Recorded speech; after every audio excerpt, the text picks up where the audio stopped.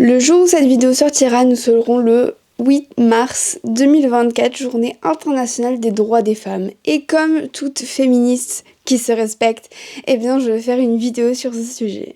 Bonjour tout le monde, j'espère que vous allez bien. Bienvenue dans cette nouvelle vidéo. D'ailleurs, ça fait super longtemps que je n'ai plus fait de vidéo. Mais pas de panique, il y a du lourd qui arrive, vous allez voir. Oui, d'ailleurs, avant de préciser, j'ai décidé de tenir mon micro comme ça. Je sais pas, j'avais envie aujourd'hui, bref. Aujourd'hui, on va parler donc du féminisme et pas de panique, ça va pas être de manière je vais pas vous engueuler, franchement pas du tout. Je vais juste vous raconter quelques petites choses qui prouvent que le féminisme n'a jamais été autant important en 2024 malheureusement, et je vais vous dire aussi 3 femmes qui m'inspirent dans ma vie tous les jours. La première chose que je voulais vous raconter, c'est vous raconter une petite anecdote qui m'a un peu traumatisée. Je vais pas vous mentir, en fait c'était l'année dernière je crois, je sortais d'un examen, je m'en souviendrai toute ma vie, c'était un examen c'était un oral en communication, et en fait j'étais dans le bus et là j'ai vu un mec qui me regardait mais de manière extrêmement étrange, et je pense que toutes les femmes vont me comprendre, mais on ressent quand il y a un mec qui nous regarde chelou. Enfin, il y a beaucoup de gens qui m'ont dit qu'ils voulaient me draguer, mais ça se voit que non. Enfin, on remarque les gens qui veulent me draguer, et lui, c'était pas du tout son cas. Donc, ce garçon-là me regardait de manière très étrange. En plus, il avait sa main dans sa poche. Je ne sais pas ce qu'il faisait, ça me dégoûte, je sais pas du tout. Et en fait, j'ai remarqué qu'il me suivait parce que, en fait, près de chez moi, il y a un hôpital et il y a une place. C'est juste à côté, c'est un arrêt d'écart. Et en fait, de base, vu que je savais très bien qu'il fallait que je sorte de ce bus à tout prix et qu'il sache pas du tout où j'habite, eh bien, j'ai décidé de sortir du bus à la place, qui est quand même assez loin de chez moi, mais c'est pas loin, mais voilà.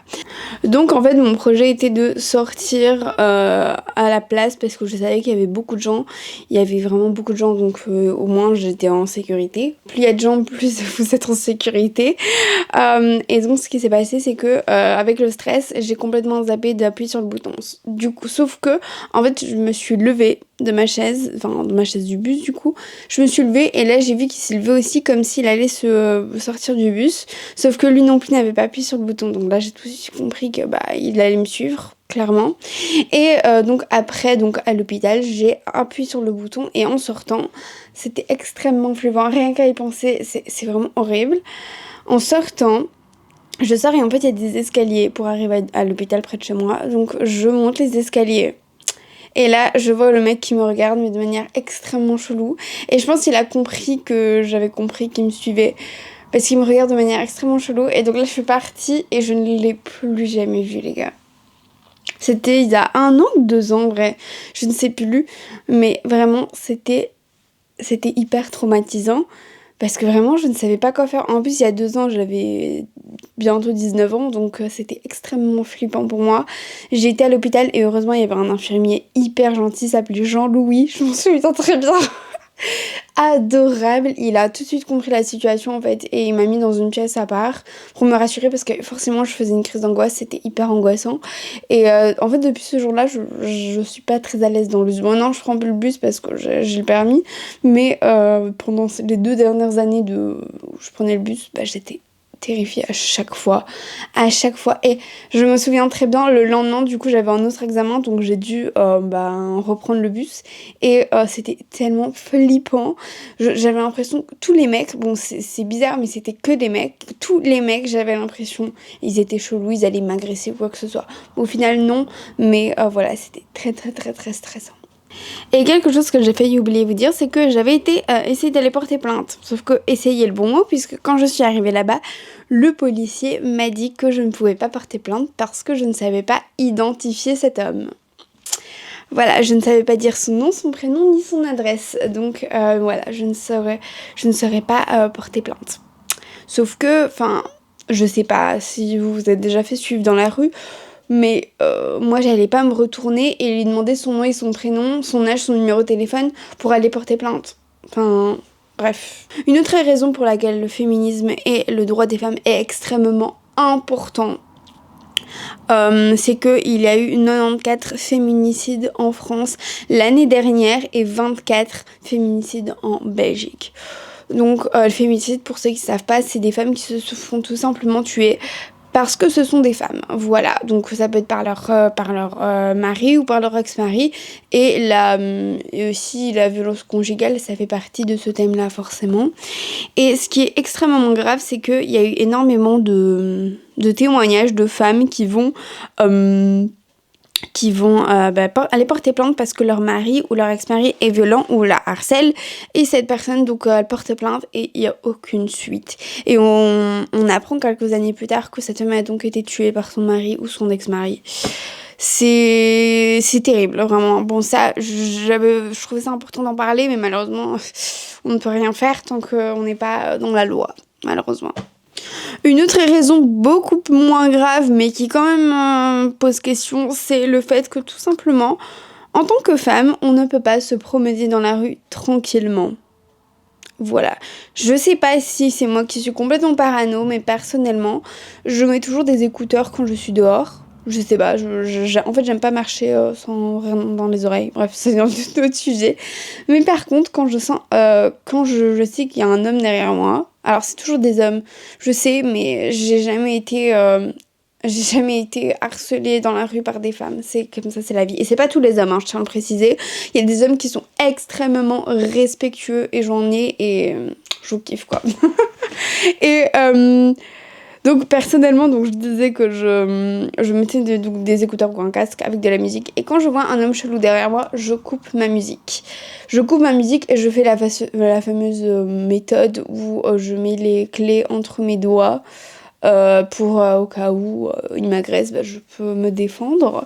Mais c'est vrai que c'est terrible de pas, en tant que femme, ne pas savoir se promener tranquillement. Et encore un autre truc que je voulais vous dire, c'est la tenue vestimentaire. C'est impossible.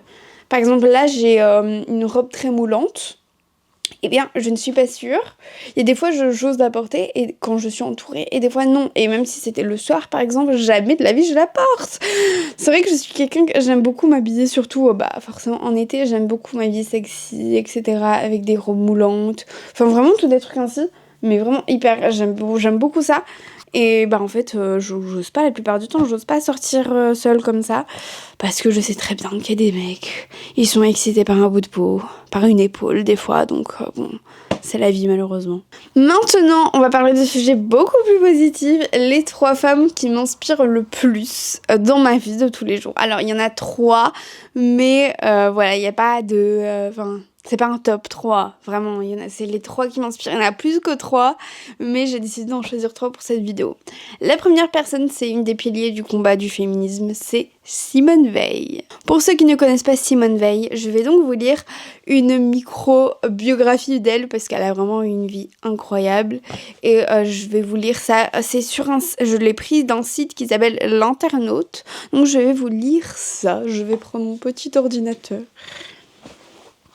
Alors, Simone Veil, née à Nice le 13 juillet 1927 et décédée à Paris le 30 juin 2017, Simone Veil a été déportée adolescente à Auschwitz, où elle a perdu sa mère, son père et son frère, étant également décédés dans les camps de la Shoah. Femme courage à l'adolescence tragique, Simone Veil est l'une des figures politiques françaises les plus populaires, légalisant l'avortement en 1975. Elle a été la première présidente du Parlement européen en 1979 et la première femme ministre de l'État en 1993, mais aussi membre du Conseil constitutionnel en 1998 ou encore immortelle à l'Académie française en 2008. Alors, il y a beaucoup de choses qui sont des trucs français, donc je ne sais pas trop que ça signifie quoi, mais vous avez compris à quel point c'était une femme extrêmement importante, et surtout pour la légalisation de l'avortement. Je sais qu'il y a beaucoup de gens qui sont encore contre l'avortement en 2024.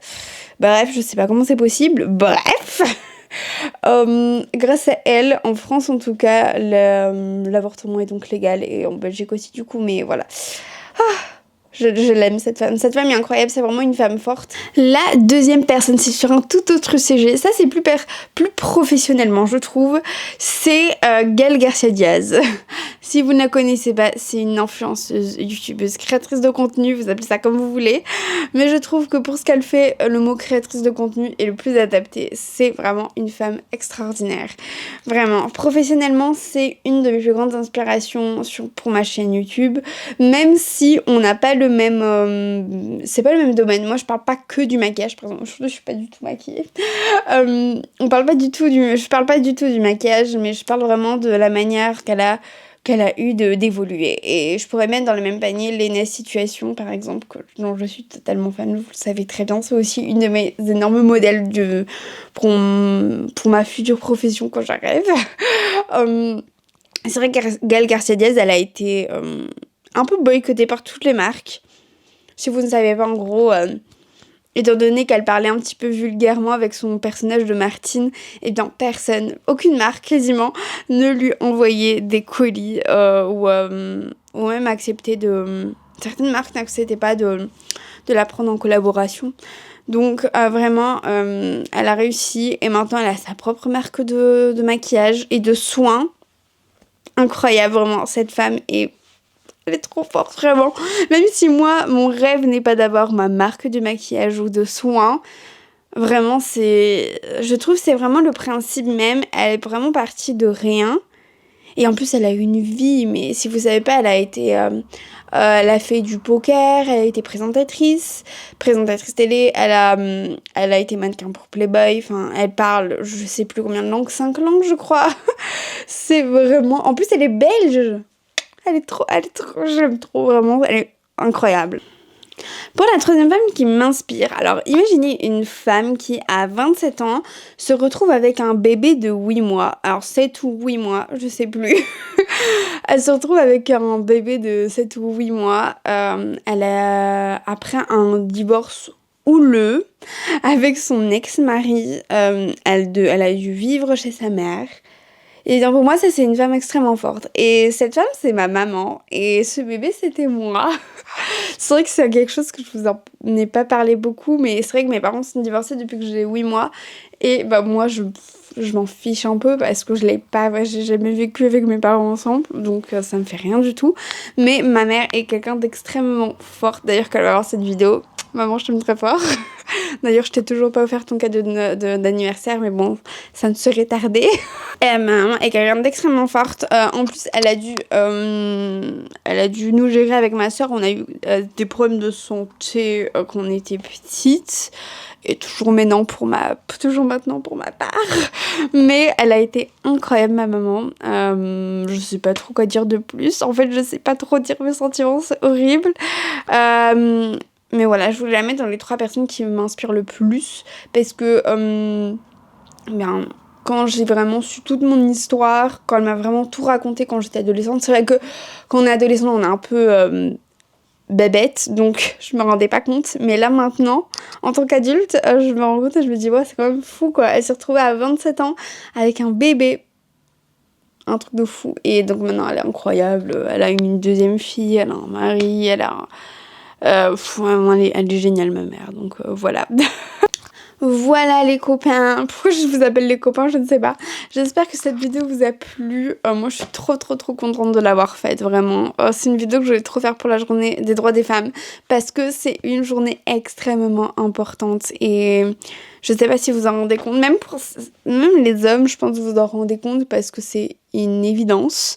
Et je voulais dire que quand je parlais de plusieurs choses dans ma vidéo, c'est absolument pas contre les hommes. Vraiment, j'ai des potes, j'ai eu des copains vraiment extraordinaires qui respectent la femme mais de manière... extraordinaire, voilà. Et en fait, c'est fou de dire ça parce que ça devrait être normal. Ça devrait être totalement normal de respecter les femmes comme on respecte les hommes de toute manière. Mais bon, pour certains hommes, ça n'est pas normal. Pour certains hommes, c'est normal de toucher les fesses d'une femme sans son consentement. Bref. J'espère que cette vidéo vous a plu. Moi, je vous retrouve dimanche pour une prochaine vidéo. Voilà. J'espère que cette vidéo vous a plu. N'hésitez pas à vous abonner à tous mes autres réseaux. Pour ma part, moi je vous retrouve ce dimanche pour une nouvelle vidéo. On reprend les vidéos 2 fois par semaine et j'ai plein de nouveaux projets. J'ai failli vous le dire, mais bon, j'ai plein de nouveaux projets. J'ai trop hâte. Bon, je vous kiffe. Bisous.